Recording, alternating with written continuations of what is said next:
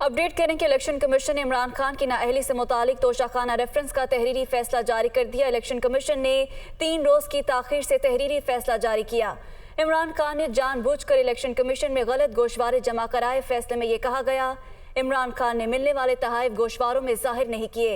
इमरान खान का पेश करदा बैंकिंग रिकॉर्ड तहाइफ की कीमत से मुताबिकत नहीं रखता, जबकि इमरान खान ने अपने जवाब में जो मौक़िफ़ अपनाया वो मुबहिम है। साल 2018 से 19 में तहाइफ फरोख से हासिल रकम भी जाहिर नहीं की गई, तो इलेक्शन कमीशन ने इमरान खान की नाअहली से मुतालिक तोशाखाना रेफरेंस का तहरीर फैसला जारी कर दिया है। इसी बारे मजीद जानेंगे अपने नुमाइंदे मोहसिन एजाज से। जी मोहसिन, आगाह कीजिएगा। देखिए, इलेक्शन कमीशन ऑफ पाकिस्तान ने इमरान खान की नाअहली से मुताल्लिक तोशाखाना रेफरेंस का तहरीरी फैसला जारी कर दिया है और ये फैसला इलेक्शन कमीशन ऑफ पाकिस्तान की जानिब से 3 रोज की ताखीर के बाद जारी किया गया है। इस फैसले के मुताबिक इलेक्शन कमीशन ने कहा है कि इमरान खान ने जानबूझकर इलेक्शन कमीशन में गलत गोशवारे जमा कराए।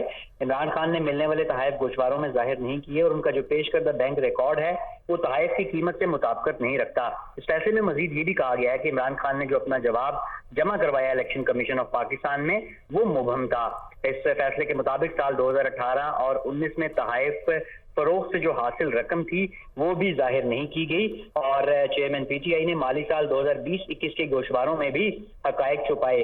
फैसले के मुताबिक इलेक्शन एक्ट की दफात 137, 167 और 173 की खिलाफ वर्जी हुई है और इलेक्शन कमीशन इमरान खान की जो नशिस्त है उसे खाली करार देता है।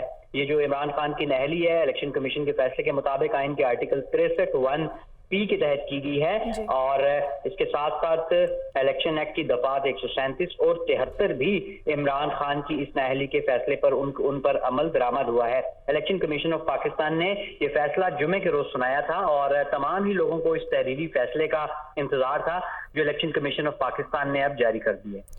तो तहरीरी फैसला जारी कर दिया गया है। बहुत शुक्रिया मोहसिन एजाज, हमें अपडेट कर रहे थे।